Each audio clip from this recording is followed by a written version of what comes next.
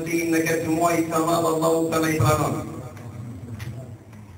Gjithashtu fillimisht falënderojmë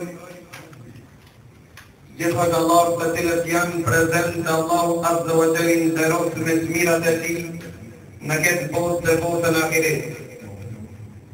Shpëtoi Allahun që t'ia përhajri këtë vend dhe ta lutë Allahun Azza wa Jalla që Allahun ton mirëtatin Allahu ta shpërblejë me të mirat e tij në dunjë dhe në ahiret që është bërë sebeb që në këtë vend të lutet Allahu, të madhrohet Allahu Azza wa Jalla. Gjithashtu falënderojmë të gjithë ata që janë bërë sebeb që të ja kushtojnë këtë ibadet në atë formë siç mendojmë se inshallah Allahu Azza wa Jalla shiknohet.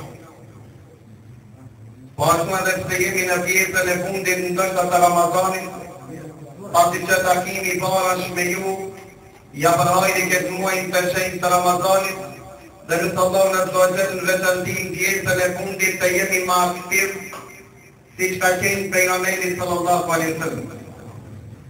Para se filloj të më largoni gotë prapë. Shekhe Mushab el-Huwaini në tregojnë keni ngjarje, jam të vetë. Fa njoni kështë dali manë. Pasi që lidhët namazi kujtohet të s'ka abdes. E merat që më t'lin që ka qenë pas ati e qëtë verin e vetë dhe shkon me mor abdes. Valor kja 5 minuta kur vena i qatë ven. Priste po gënon, priste po shkon në ruku s'ka. Vena i dhe qëtë e këten venin e vetë dhe ja falë namazin e pasi qabën të lanë të bilan. Dhe më rëpti kështu bonën, të se shka bonën. Ta o bune qita më da kërëton venin tëmë që nuk vazhdojnë, që thot po më qërtonë, unë e bon që ta rujta venin tëmë të ja kërëton a 5 po më qërtonë. Ta dhe dhe të ndërshëm, ne fillimisht falëndrojmë Allahun Azza wa Jalla për të mirat e një pas njëshme që Allahu pa na i dorot. Në vetëm ti juve ju ka dallu me disa të mira, nuk e di se sa jeni me një, po Allahu ka premtu dhe ka thonë, la in shakartum la azidannakum. Nëse jeni me njës dhe falënderuar ndaj të mirave të Allahu që Allahu ju ka begatu, Allahu Azza wa Jalla ka premtu që do t'ja shtoj.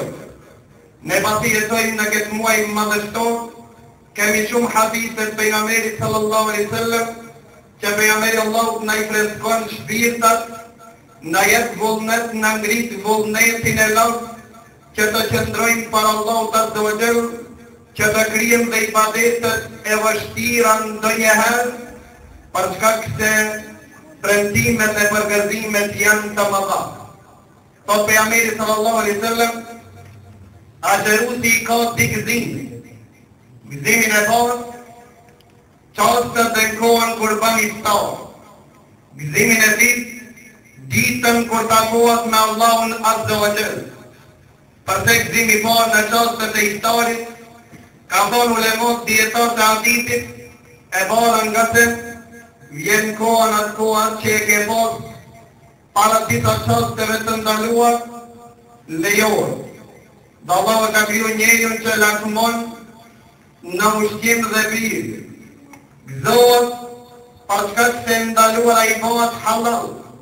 E ditën, gëzohet besimtari në akşam dhe në iftar, për shkak se Allahu Azza wa Jalla ja ka mundsu ta plotëson ditën kur shumë njerëz në atë ditë nuk ja ka mundsu Allahu Azza wa Jalla dhe i ka bërë mahrum që ta agjerojnë atë ditë.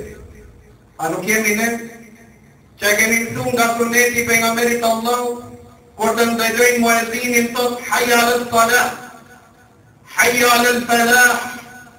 Nga suneti pejgamberit Allahu tash në këtë rast me thonë ai që ndëgjon la hawla wala quwwata illa billah. Kujtëndroni këmeti dhe urtësi.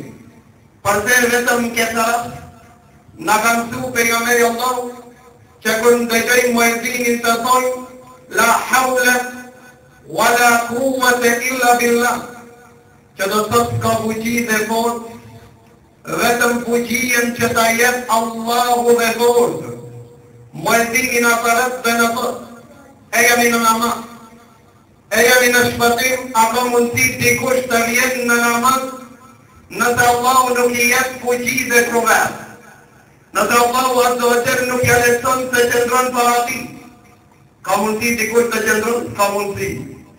Rruga e shpëtimit atë qartë mirë po Allahu t'ja mundëson zërbuj. Për këtë arsye nga suneti pejgamberit Allah, që fuqin dhe mbështetjen kuvetin që mbështetin të fuqishëm.